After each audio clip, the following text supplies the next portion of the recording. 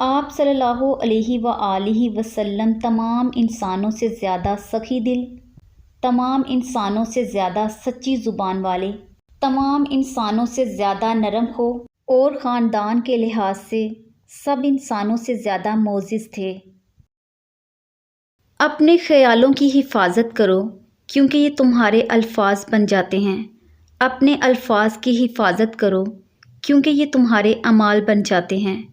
اپنے اعمال کی حفاظت کرو کیونکہ یہ تمہارا کردار بن جاتے ہیں، اور اپنے کردار کی حفاظت کرو کیونکہ یہ تمہاری پہچان بن جاتے ہیں۔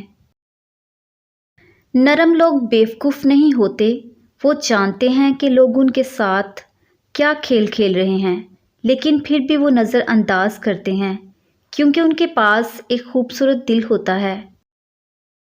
بے شک زندگی تھکا دینے والی چیز ہے، اور جب تم تھک جاؤ تو اپنے رب کو یاد کرو کیونکہ سکون تو صرف اللہ کے ذکر میں ہے۔ بس ان کی قبولیت کا جو وقت ہوتا ہے وہ تمہارے سوچے ہوئے وقت سے تھوڑا زیادہ ہوتا ہے۔ اللہ پر بھروسہ رکھو اور اللہ کارساز کافی ہے۔ انسان جب سفر کے لیے روانہ ہوتا ہے تو اسے پتہ نہیں ہوتا منزل تک پہنچے گا یا نہیں۔ منزل تک پہنچنے کے لیے دعا بھی کرتا ہے اور سفر خیر خیریت سے گزر جائے اس کا فضل بھی مانگتا ہے، اور یہ بھی نہیں پتہ ہوتا واپسی ہے یا نہیں، تو یہ سب اللہ کے فضل اور کرم سے ہی ہوتا ہے۔ دل سے معاف کر دینا دنیا کی سب سے بڑی خیرات ہے، اور اللہ کو یہ خیرات سب سے زیادہ پسند ہے۔ آپ دوسروں کو معاف کرتے چلے جاؤ، اللہ آپ کے درجے بلند کرتا چلا جائے گا۔ تنہائی اللہ کے قریب کرتی ہے۔ لوگوں کے چھوڑ جانے سے گھبرایا نہ کرو۔ جب ساتھ کوئی نہ ہو تو دل خود ہی اللہ کی طرف رجوع کرنے لگتا ہے۔ ہم خود ہی اپنی باتیں اللہ سے شیئر کرنے لگتے ہیں، وہ آنسو جو دن بھر روک کر رکھے ہوتے ہیں، رات کو اللہ کو اپنی کہانی سناتے وقت خود ہی بہنے لگتے ہیں۔ اس لیے خود کو تنہا محسوس مت کیا کرو، اللہ ہے نا، وہی تمہاری تنہائی کا سکون ہے۔ اگر کوئی اہمیت دینا چھوڑ دے تو آپ بھی شکایت کرنا چھوڑ دیں، خاموشی اختیار کر لیں۔ یاد رہے ہر وقت دستیاب رہنا، پیچھے پڑے رہنا اور ہر وقت کی شکایتیں آپ کی اہمیت گھٹاتی ہیں۔ مانگنے سے بھیک تو مل سکتی ہے مگر اہمیت اور محبت نہیں ملتی۔ جب زندگی کے معاملات اڑ جائیں تو سمجھ جاؤ کہ تم نے دوسروں کے معاملات اڑائے ہوئے ہیں، آسانیاں دو آسانیاں ملیں گی۔ رشتے بچانے کے لیے انسان جھک سکتا ہے، لیکن جھکنے کی بھی ایک حد ہوتی ہے، لہٰذا تعلق وہیں بچتے ہیں جہاں دونوں احساس کرنے والے ہوں۔ مایوسی کفر کا نام ہے۔ توکل رکھو، امید رکھو، جس نے پیدا کیا ہے وہ بھی آپ کا مالک ہے۔ مالک کبھی بھی اپنے غلام سے غافل نہیں ہوتا۔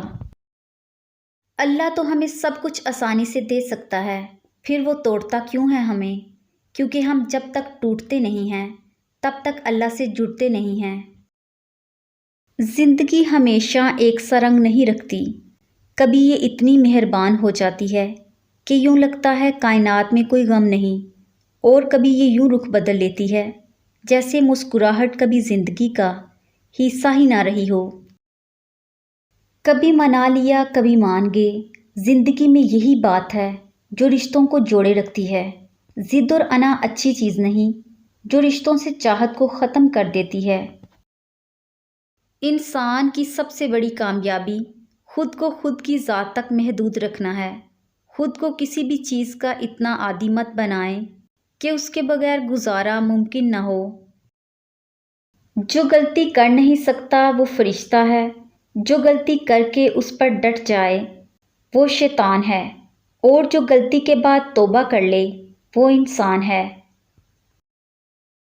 رسول اللہ صلی اللہ علیہ وآلہ وسلم سے پوچھا گیا، سب سے افضل انسان کون ہے؟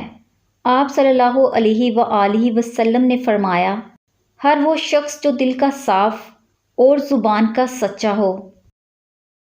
جس طرح لوگ مردے کو کندھا دینا افضل سمجھتے ہیں، اسی طرح زندہ کو سہارا دینا افسر سمجھ لیں تو زندگی کتنی آسان ہو جائے۔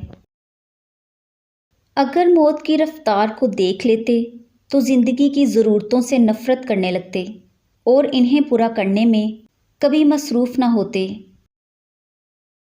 جب انسان بالکل خاموش ہو جائے اور اپنے حق کے لیے بھی نہ بولے تو سمجھو وہ اپنے اندر بہت کچھ دفن کر چکا ہے۔ جاہل انسان کو دلیل دینا اپنے آپ کو ذلیل کرنے کے برابر ہے۔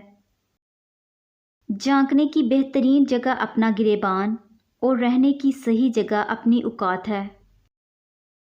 اللہ سنتا ہے، تم صرف صبر کرنا سیکھو۔ اللہ دعا قبول کرتا ہے، تم صرف مانگنا سیکھو۔ اللہ بہت کچھ دیتا ہے، تم صرف بانٹنا سیکھو۔ اللہ بہت قریب ہے، بس اپنے دل میں جھانک کر دیکھنا سیکھو۔ اور ہر مشکل کا حل نماز میں ہے، تم صرف سجدہ کر کے دیکھو۔ کسی کو ذلیل کرنے سے پہلے خود ذلیل ہونے کے لیے تیار رہیں، کیونکہ اللہ کا ترازو صرف انصاف تولتا ہے۔ مردہ جسموں کے درمیان قبرستان میں ہم دیکھ بھال کر قدم اٹھاتے ہیں کہ کسی قبر پہ پاؤں نہ آ جائے، جبکہ زندگی میں تیز چلنے کی دھن میں نہ جانے کتنے زندہ انسانوں اور ان کے جذبوں کو پاؤں تلے روندتے چلے جاتے ہیں اور احساس بھی نہیں ہوتا۔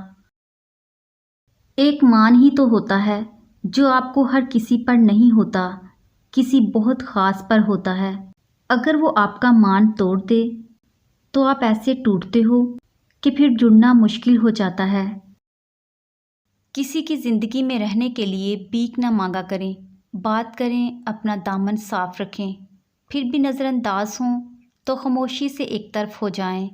اس کو عزت نفس کہا جاتا ہے۔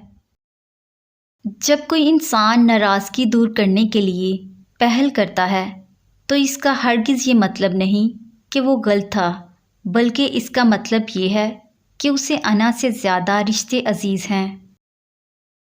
تنہا ہونا یہ نہیں ہوتا کہ آپ کے پاس کوئی نہیں ہے، تنہا ہونا دراصل یہ ہوتا ہے کہ سب آپ کے پاس ہیں لیکن آپ کا کوئی نہیں ہے۔ ایسا ہے کہ جس سے آپ کو بے پناہ محبت ہو اور وہی بندہ آپ کی مسلسل تذلیل کر رہا ہو، تو ایک وقت آتا ہے جب ہمارے جذبات سختی اختیار کر لیتے ہیں اور کہیں نہ کہیں محبت دب جاتی ہے۔